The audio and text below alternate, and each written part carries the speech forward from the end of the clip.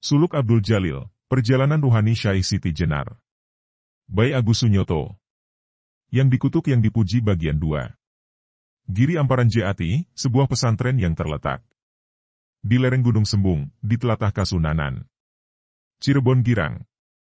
Pacla Paro pertama abad ke-16 Giri Amparan Jati merupakan pusat pendidikan Islam yang menjadi tujuan bagi para musafir penuntut ilmu. Kelari berbagai penjuru negeri. Ticlak berbecelak lengan. Tempat lain di Nusa Jawa, di pesantren yang telah berusia hampir 1 abad itu para penghuninya tak luput kelari intayan rasa takut, gelisah, resah, kelan curiga. Akibat empasan angin prahara yang menebar. Malapetaka. Bahkan, di sana berlaku peraturan aneh yang dikenakan kepada santri dan seluruh warga pesantren, yakni larangan untuk menanyakan segala sesuatu yang berkaitan dengan santri-santri generasi pertama yang diasuh oleh almarhum Syekh Datuk Kahfi, pendiri pesantren. Karena yang menetapkan larangan itu adalah Syekh Maulana Jati Syarif Hidayatullah pengasuh pesantren Giri Amparan Jati yang juga susuhunan Cirebon Girang, maka peraturan yang aneh itu dipatuhi begitu saja selama bertahun-tahun tanpa ada yang berani menanyakan alasannya. Bahkan, Nayaka dan Abdi di Kasunanan Cirebon Girang pun tidak ada yang berani bertanya ini dan itu tentang peraturan aneh tersebut. Mereka seolah sepaham bahwa melanggar peraturan berarti mendatangkan laknat dan malapetaka. Manusia adalah manusia. Semakin ia dilarang, akan semakin kuat ia melanggar. Seperti kisah Nabi Adam dan istrinya Hawa, keturunan mereka pun cenderung melanggar sesuatu yang dilarang. Meski dipatuhi di permukaan, di belakang justru dilanggar. Santi Giri Amparan Jati dengan mencuri-curi berusaha mencari tahu latar di balik peraturan itu.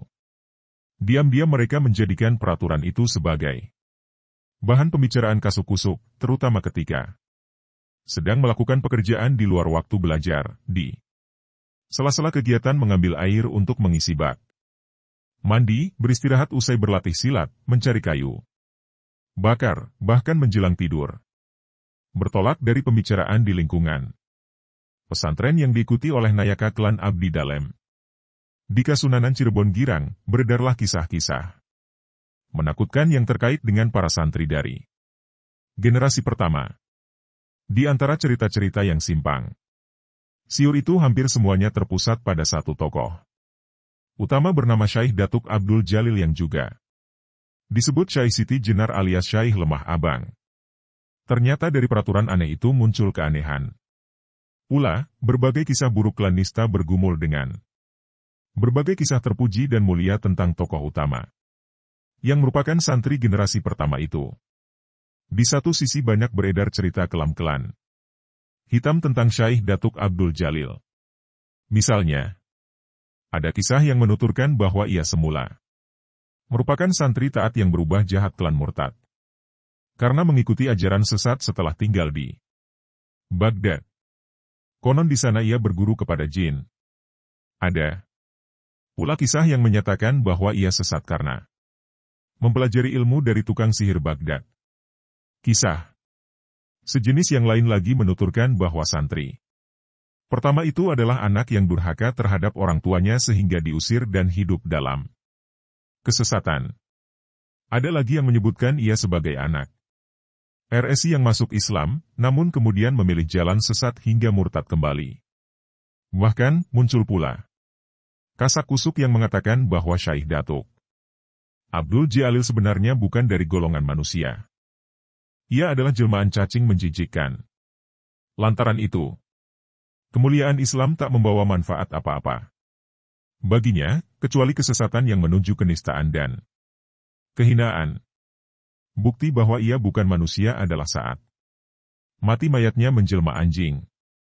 Sementara, di sisi lain muncul pula kisah yang menempatkannya sebagai orang yang terpuji dan mulia. Ada satu kisah memaparkan bahwa ia adalah adik sepupu Syekh Datuk Kahfi. Syekh Datuk Abdul Jalil dikenal sebagai seorang alim yang berilmu luas bagai samudera. Ia lama tinggal di Baghdad dan menjadi syaikh besar di sana. Ada pula yang menuturkan bahwa ia merupakan wali Allah yang keramat, yang tanpa kenal pamrih menyebarkan Islam di bumi Pasundan dan Jawa. Bahkan beredar pula kisah yang berisi Syaikh Maulana Jati Syarif Hidayatullah adalah putra menantunya karena istri ketiganya, Nyai Ra Baghdad, adalah putri Syaikh Datuk Abdul Jalil. Pembicaraan kasak-kusuk yang bertentangan itu membuat santri turut merasakan getar ketakutan, kegelisahan, keresahan, dan kecurigaan ketika mereka sampai pada berita-berita yang menyatakan bahwa orang-orang yang menjadi pengikut atau diduga menjadi pengikut Syaikh Abdul Jawe dikucilkan dan dibenci masyarakat. Beredar pula kisah bahwa mereka dibunuh oleh orang-orang tak dikenal. Para santri tidak pernah bertanya apakah peristiwa-peristiwa itu terjadi di tlatah Cirebon Girang atau di tempat lain. Mereka hanya meyakini begitu saja berita-berita itu sebagai kebenaran yang menakutkan. Berbagai kisah simpang siur tentang Syaikh Datuk Abdul Jawe yang semula hanya menjadi bahan pembicaraan kasak-kusuk berubah menjadi persoalan serius ketika di pesantren Giri Amparan Jati hadir seorang santri baru yang dihormati, Raden Ketip. Raden Ketip adalah putra Pangeran Surodirejo, Adipati Palembang. Pangeran Surodirejo merupakan putra Raden Kusen, Adipati Terung. Raden Liter, Usen, adalah putra Aryo Damar, Adipati Palembang. Terdahulu, jadi, Raden Kusen adalah saudara tiri Adipati Demak Bintara, Raden Fatah. Dengan demikian, santri baru bernama Raden Ketip itu adalah putra saudara sepupu Sultan Demak karena ayahandanya merupakan sepupu Sultan Tranggana. Ihwal kehadiran Raden Ketip ke Giri Amparan Jati pada mulanya bukan sepenuhnya untuk menuntut ilmu keislaman kepada Syaikh Maulana Jati. Sebab ayahanda Raden Ketip mengirimnya ke Giri Amparan Jati atas permintaan kakeknya, Raden Kusen. Setelah Majapahit runtuh oleh serangan pasukan Tombak yang dipimpin Susuhunan Kudus Klan Pangeran Pancawati, Raden Kusen yang menjadi Panglima Perang Majapahit ditawan. Namun, karena Raden Kusen adalah paman Sultan Tranggana maka dia kemudian dibawa ke Demak. Setelah beberapa waktu tinggal di sana, Raden Kusen dipindahkan ke Kudus. Kepindahan ini ada kaitannya dengan hubungan keluarga antara Raden Kusen Klan Susuhunan Kudus. Putri Raden Kusen adalah istri Susuhunan Liter, Udus. Selanjutnya, Panglima tua itu dibawa ke Cirebon Girang Klan tinggal di sana dengan menggunakan nama Pangeran Pamekaran. Dia diambil menantu oleh Susuhunan Cirebon Girang, Syaikh Maulana Jati, dengan menikahi putrinya yang bernama Nyai Mertasari. Meski didampingi istri yang cantik klan muda, jiwa Pangeran Pamekaran tetap hampa. Bagi orang setua dia, kehadiran cucu yang bisa mendengarkan dengan bangga kisah-kisah keperwiraan klan kebesarannya di masa lampau adalah daya hidup yang dahsyat. Itu sebabnya, dia meminta Pangeran Surodirejo mengirimkan salah satu putranya untuk menuntut ilmu di Giri Amparan Jati sekaligus akan diasuh klan dididiknya sendiri di Endalem Pamekaran.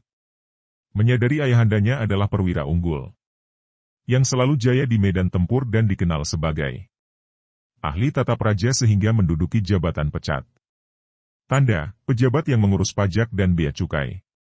Diterung maka Pangeran Surodirejo pun mengirimkan Raden Ketip putra sulungnya. Ia mengharapkan Raden Ketip kelak menjadi penggantinya sebagai Adipati Palembang. Pangeran Surodirejo Indi bawah asuhan dan didikan kakeknya, Raden Ketip akan menjadi pemimpin yang ulet, tegas, teguh, pendirian, dermawan, adil, dan dicintai rakyat. Saat dikirim ke Giri Amparan Jati, Raden Ketip adalah pemuda berusia 16 tahun. Sedikit pun ia tidak pernah mengetahui maksud lain ayahandanya mengirim dirinya ke pesantren Giri Amparan Jati. Ia mengira kehadirannya di pesantren semata-mata untuk menuntut ilmu